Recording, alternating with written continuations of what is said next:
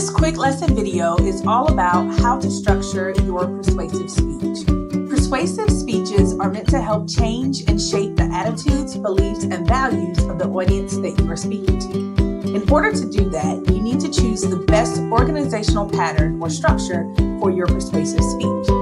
As I've explained in previous videos, organizational patterns are all about how to structure the body of your speech. Persuasive speeches have three different options. Just remember, the introduction and conclusion components are the same regardless of your speech. See the quick lesson structuring speeches video for more information on intros and conclusions. To help illustrate two of the three organizational patterns, I will be using the following thesis statement, or in a persuasive speech, we call this a claim.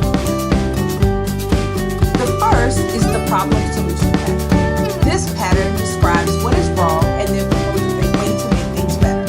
It is usually divisible into two parts, the problem and then the solution. It's perfectly okay to have more than one solution. In fact, having more than one solution can be a great thing. You may find that your audience agrees with you about the problem, but may have different ideas on how to solve it. Sometimes your solution may actually need to do multiple steps in order to actually work.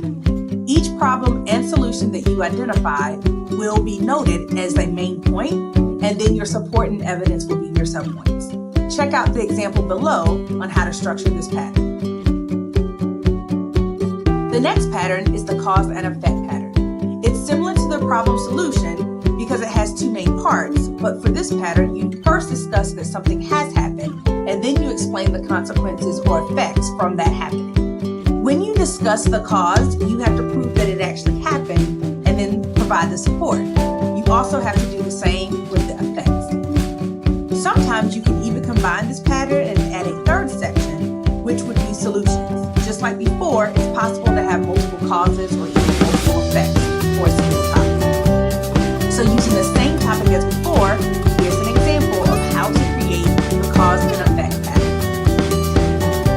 Lastly, is Monroe's motivated sequence. This is a 5-step pattern that has a very distinct order.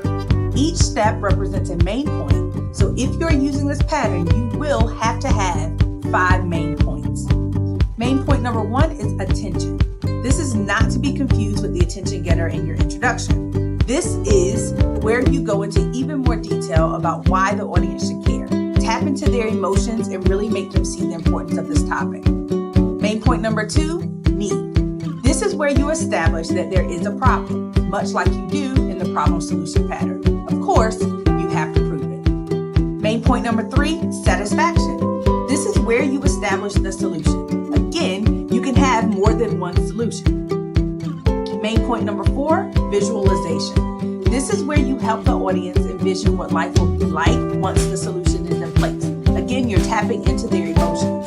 Another great approach is to also remind them what life will be like if the solution doesn't exist. Main point number 5, action. This is where you appeal to your audience and tell them what they need to do.